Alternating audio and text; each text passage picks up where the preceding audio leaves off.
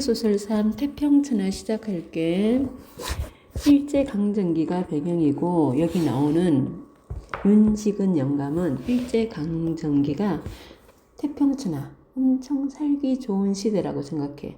딱 봐도 어떠니 삐뚤어진 역사관을 가지고 있는 인물이지. 이런 인물을 어떻게 할까? 비판하고 풍자하는 그런 소설이야. 최만식 선생님의 작품인데 최만식 선생님 하면 풍자의 대명사라고 할 수 있어. 엄청 부정적인 인물을 희화화시키면서 비꼬아서 잘 표현하고 있는 그런 작품이야. 판소리 사슬체고, 판소리 사슬체. 그리고 우리 인물 잠깐 보고 갈게. 누가 나오냐면 윤직은 영감이 나와. 직은이라는 것은 직책이야. 이 사람이 양반이 아니거든. 양반이 아닌데 돈 주고 직은이라는 그런 양반직을 산 거야. 이름은 윤두섭이고요. 어떤 인물이냐면 이런 일제강점기를 태평천하라고 생각하니까 부정적인 인물이지, 그지? 아버지 때는 굉장히 못 살았어. 근데 아버지가 이렇게 노름 같은 거 해가지고 큰 돈을 벌어가지고 그렇게 이제 부자가 된 거야. 부자가 됐는데 자기는 고리대금하고 소작인들 괴롭히면서 재산을 축적한 거야. 축적했는데 전라도가 고향인데 고향에 있을 때는 이렇게 좀 잘 사니까 이런 가난한 사람들이 이 집을 습격해가지고 불을 지르고 곡식을 약탈해가고 그리고 군수도 뭐 아버지를 잡아가가지고 뭐 동학패하고 한패였다느니 하면서 돈을 뜯고 이랬단 말이야. 그래가지고 서울로 이사 왔어. 서울로 이사 오니까 일본 순사들이 뭐 있고 이렇게 치안이 잘 돼 있는 거지. 그러니까 일본이 우리를 위해서 너무 이런 치안도 잘해주고 해가지고 좋다고 생각하는 그런 부정적인 인물이야. 이 윤직은이 아들이 있는데 이 윤창식이야. 윤창식, 윤주사라고도 나오는데 이 아들은 또 어떤 아들이냐면 교육사업 한다면서 자기 학교 세워가지고 자기 학교 세운 제자하고 불륜 저지르고 겉으로는 굉장히 교육사업하고 굉장히 도덕적인 사람처럼 보이지만 안에 보면 굉장히 방탕한 그런 생활을 하는 사람이야. 그리고 자기는 그리스도교라고 기독교인이라고 제사도 안 오고 이런 인물이야. 그래서 아버지 눈밖에 났어. 이 아들 윤창식이 있고요. 이 윤창식 밑에 손자가 누구 있냐면 윤종수가 있고요. 윤종학이 있어. 윤종학이 있는데 윤종수는 맞손자. 얘는 또 공부도 안 하고 방탕한 생활을 해요. 그래서 이 할아버지인 윤직은이 뭐가 되길 바랐냐면 군수가 되길 바래. 그래서 지방에 자기 고향에 돈 써가지고 면회 서기직으로 꽂아줬는데 거기서도 돈만 쓰고 방탕한 생활을 하는데 그래서 기대하고 있는 인물은 손주인 윤종학이가 동경에 유학가 있는 거야. 근데 이 윤종학이 지금 사고를 쳤네요. 어떤 사고인지 볼게요. 옷은 안팎으로 윤이 지르르 흐르는 못이 진솔 것이요. 머리에는 당근에 받쳐 주경 달린 통영갓이 날아갈 듯 올라 앉았습니다. 지금 윤직은의 외양 묘사를 하는 거야. 윤직은이 어디 갔다 오냐면 판소리 공연을 갔다가 보고 이제 일러끝 타고 와는데 그 모습을 그때 지금 외양을 묘사하고 있는 거야. 여기서부터 외양 묘사 갈게. 윤직은 외양 묘사인데요. 엄청 좋은 걸로 쫙 입은 거야. 자기는 엄청 좋은 걸로 다 치장을 해요. 발에는 큼직하니 솜을 한 건씩 두었음직한 흰 버선에 운두 새까만 마르신을 조그맣게 신고 바른 손에는 은으로 개 대가리를 만들어 붙인 하류 개화장, 개화장 이건 짧은 지팡이야. 개화장이요. 왼손에는 34살배기 묵직한 합죽선 담뱃대야. 요게 이제 윤직은 외양 묘사인데 윤직은은요 한 키는 180 정도 되고요 몸무게 한 110kg 정도 나가는 거구의 사람이야. 이런 사람을 지금 인력거 태워왔으니 인력거꾼이 얼마나 힘들겠어. 그것도 오르막을 올라온 거야. 굉장히 힘들어요. 이 풍신이야말로 이 몸체 이 모습이야말로 이 풍신은 지금 앞에서 설명한 이거지 그지. 이야말로 아까울 사. 이 얼마나 보기 좋으냐 말이야. 이게 아깝다는 거야. 옛날 세상이었더라면 일도 방백, 일시분명합니다. 옛날 같으면 방백이란 도지사 정도. 야, 이 모습이 너무 이렇게 품이 있는 그런 모습이야. 그래서 옛날 같았으면 도지사감이었다는 거야. 이거 뭐니? 반어지, 반어. 비꼬는 거야. 반어법이고요. 자, 그런 것을 간혹 입이 삐뚤어진 친구는 강대로 인식착오를 일으키고 완전 비꼬지, 그지? 입이 삐뚤어진 어떤 사람은 저 강대 같네 이렇게 얘기한다는 거야. 동경대판의 사탕 장수들은 캐러멜 대장감으로 침을 삼키니 통탄할 일입니다. 이거 단 걸 좋아하는 바보라는 뜻이야. 딱 보기에는 굉장히 위험 있어 보이고 그런 윤직원이지만 어떤 사람은 강대 같네, 어떤 사람은 저거 단골 좋아하는 바보 같아 이렇게 한다는 거야. 윤직은 어떻게 하고 있어요? 윤직원을 조롱하고 있습니다. 인력거에서 내려선 윤직원은 저절로 떡 벌어지는 두루마기 앞섬을 여미려고 하다가 도로 걸어젖히고 간드러지게 허리띠에 가 매달린 새파란 염량끈, 이거 주머니끈이야. 이제 인력거 싹을 줘야 되잖아, 그지? 주머니끈을 풉니다. 인력거 쐐기 몇 푼이단가? 전라도 사투리 쓰지, 그지? 이 이야기를 쓰고 있는 당자 역시 전라도 태생이긴 하지만 그 전라도 말이라는 게 좀 경망스럽습니다. 요 부분. 전라도 말, 이 윤직원이 지금 전라도 사투리 쓰는 거, 이것도 경망스러워 보인다는 거야. 이거 누구의 생각? 서술자 개입이지. 전지적 작가 시점인데요. 이렇게 서술자가 작품에 툭 튀어나와가지고 자기 생각을 나타내고 있습니다. 자, 이 180이나 되고 몸무게 110이나 되는 그구를 이제 끌고 인력거꾼이 온 거야. 이렇게 오르막길 오른 거야. 그리고 이 사람 딱 보기에는 돈이 있어 보이는 거야. 그래서 인력거꾼이 그저 처분해 줍사요. 그러니까 알아서 주세요. 넉넉히 줄 걸 믿고 알아서 주세요. 기대감에 이런 말을 하는 거야. 알아서 주세요. 이렇게 기대감에 이렇게 하니까 인력거꾼은 담요로 팔짝 낀 허리를 굽신합니다. 좀 점잖다는 손님한테는 항투 쓰는 말이지만 좀 있어 보이고 점잖아 보이는 사람에게는 기대를 하면서 이런 말을 쓰는 거야. 이 풍신 좋은 어른에게는 진심으로 하는 소리입니다. 어떤 기대감 어떻게 해요? 적당히 잘 알아서 해주십시오. 뒤에 있지? 후이 생각해달라는, 넉넉히 달라는 뜻이지요. 응? 그리여잉? 그럼 그냥 가소. 그래? 알아서 해달라고? 그럼 나 공짜로 타고 태워준단 말이야? 그럼 그냥 가? 이렇게 얘기하는 거야. 윤직은 영감은 인력거꾼을 짝짝이 바라보다가 고개를 돌리더니 돈 주려고 풀었던 염량끈을 도로 미끄러맵니다. 인력거꾼은 어쩐 영문인지 몰라 뚜렷뚜렷 하다가 혹시 외상인가? 하고 뒤통수를 끄적끄적 하면서 그럼 내일 오랍쇼니까? 내일 오란 말입니까? 그러니까 내일 뭐하러 올란가? 윤직은 영감은 지금 심정이 약간 좋지 못한 일이 있는데 가뜩이나 괜찮은 잔말을 씹힌 데서 저기 안색이 변합니다. 내일 뭐하러 오냐고. 안색이 변해요. 그러나 이편 인력거꾼으로 당하고 보면 못하러 오다니 외상준 인력거 싹 받으러 오지요 라는 것이지만 어디 모험스럽게 그런 말을 똑바로 대고 하는 수야 있나요? 그래서 아니 당연히 지금 안 주면 내일 외상값 받으러 와야지. 근데 그걸 똑바로 대놓고 말은 못하는 거야. 이 사람 좀 있어 보이고 위험 있어 보이니까. 자, A 부분을 엮였다. A 부분을 엮이면 뒤에 문제 나온다는 소리지. 그러니 말은 바른대로 하지 못하고 그래 잠옷 난참판인데 남의 그런 속도 몰라주고 윤직은 영감은 이제는 내 할 말 다 했다는 듯이 천천히 돌아서 버리자고 합니다. 천천히 돌아서 지금 자기 말 다 했다고 가려고 하는 거야.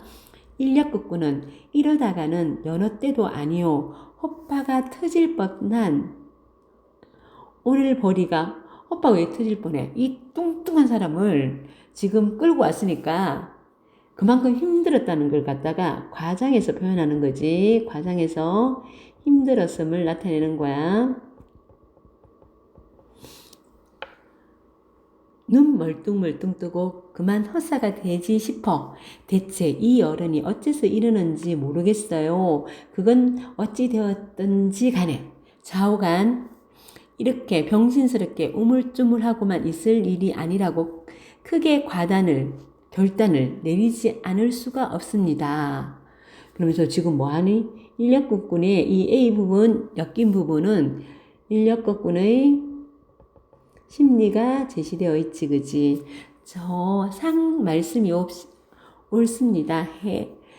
크게 가단을 낸다는 게 겨우 그렇게 이제 크게 조심하는 것 뿐이야. 싹? 네. 아니, 여보소, 이 사람. 윤직은 영감은 더러 역정을 내요. 하마 삿대질이라도 할 듯이 한 걸음 났습니다. 자기가 더 먼저 화를 내요. 당연히 줘야 되는데 그 말뜻을 몰랐겠어. 그저 처분해 주십시오. 이 말뜻을 윤직은이 몰랐겠니? 알면서 이 사람은 이렇게 이용해 먹는 사람이야. 그리고 도로 화를 내요. 적반하장이지, 그지? 적반하장. 삿대질이라도 할 듯이. 자네가 아까 날들어 처분대로 허라고 허전있는가? 하면서 이제 불쾌감을 드러내면서 얘기해요. 불쾌감. 그러니까 그리고 이제 중략됐어. 그리고 이제 이 집에 생전 안 오던 그 아들 누구야? 윤창식이 온 거야. 윤창식. 해가 서쪽으로 뜨겁구나. 왜 해가 서쪽으로 뜨냐면 한 번도 안 오거든. 윤식은 영감은 아들이 윤창식이야. 윤창식, 윤주사야. 이렇게 부러지도 않은 걸음을 오니까 그걸 또 안방까지 온 거야. 이것 때문에 해가 서쪽에서 뜨겠다는 거야. 더욱이나 안방까지 들어온 것을 이상 타고 꼬집는 소리입니다.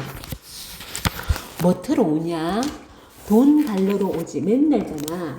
돈 필요할 때만 오거든. 그러니까 또 오니까 또 저놈 또 돈 필요하니까 왔구나. 이렇게 생각하는 거야. 근데 동경서 전보가 왔는데 이 동경은 누가 있어요? 그렇게 기대하는 손주 종학이 유학가 있는 곳이지. 거기서 전보가 왔다는 것은 손주 종학에게 무슨 일이 생겼다는 얘기잖아. 그지?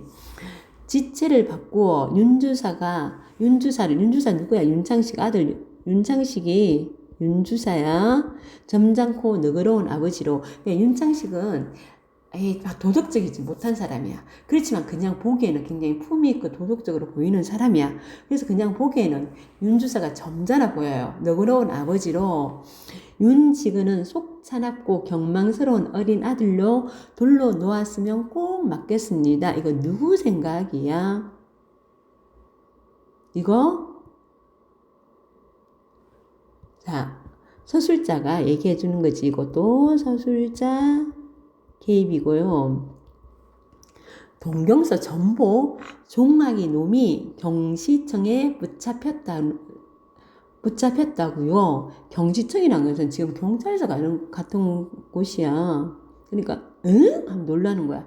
외치는 소리로 크끄니와 엉덩이를 쿵 찢는 바람에 하마 방구들이 내려앉을 뻔했습니다. 그만큼 충격을 받았다는 거야. 충격. 놀람을 나타내는 거지. 모여선 식구가 제가끔 정도로 따라 제각기 놀란 것은 물론이고요. 윤식은 영감은 마치 묵직한 몽치로 뒤통수를 얻어맞은 양 정신이 멍해서 입을 벌리고 눈만 희둥그랬지. 한동안 말을 못하고 꼼짝 않습니다. 너무 놀란 거야. 이 놀라면 놀라가지고 그러다가 이었고 으르렁거리면서 잔뜩 쪼글트리고 앉습니다. 으르렁거리면서 잔뜩 쪼글트리고 앉는데요. 야, 윤직은을 뭐처럼? 윤직은을 짐승처럼 묘사했지, 그지? 짐승처럼 묘사하고요. 그만큼 분노, 화가 난 거야. 그 웬 소리냐? 응? 응? 그 웬 소리요? 응? 응? 믿을 수 없는 거야.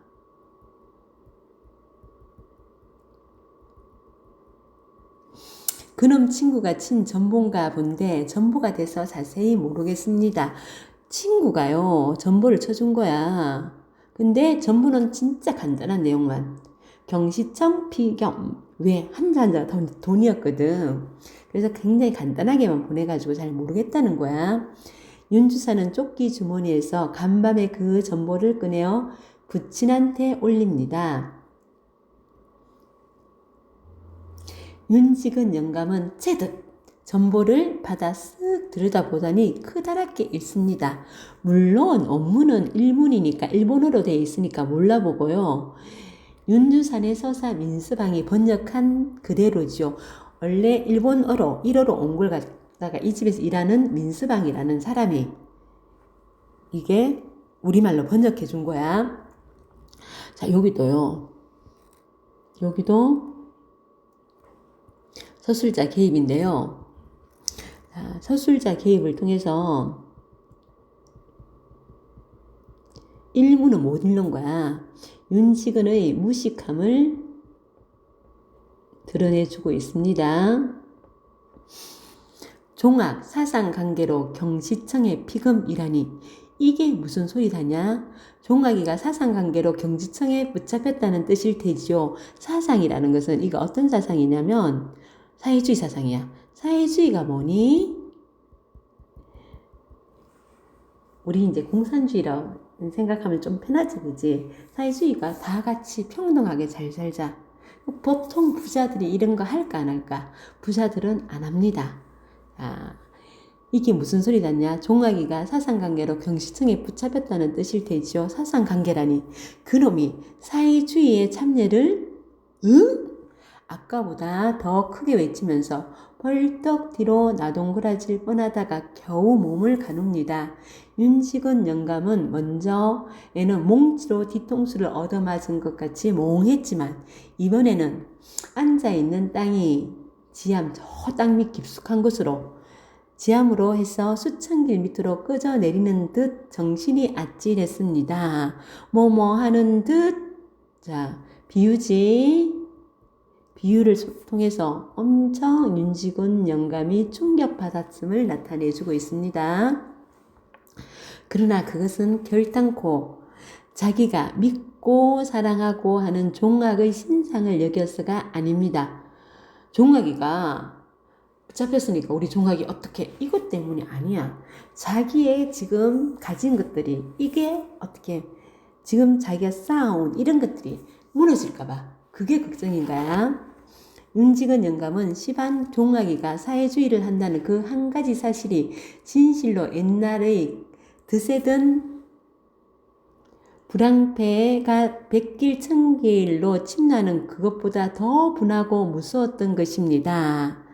자, 지금 이게 뭐냐면 옛날에 젊었을 때 자기 집에 제가 전라도에 있을 때 자기 집에 이 이제 가난한 사람들이 쳐들어온 거야. 그러니까 동네에서 혼자만 잘 먹고 잘 사니까 가난한 사람들이 여기 쳐들어와가지고 집을 불지르고 곡식을 앗아가고 그 바람에 아버지가 죽었어요.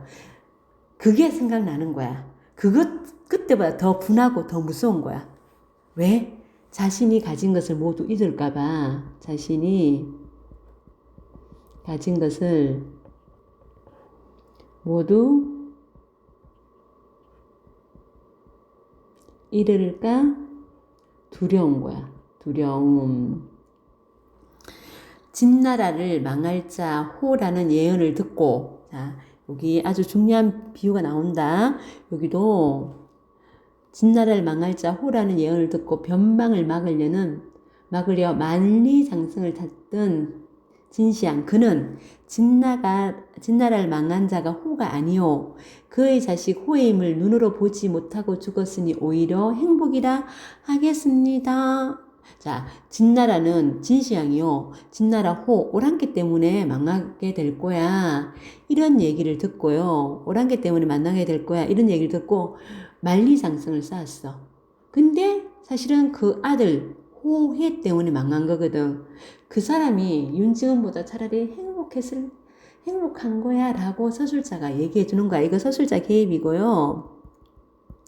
자, 누구 대응되냐 보면 진시황은 윤직원하고 대응이 되고요. 그리고 진나라를 망한 게 누구니?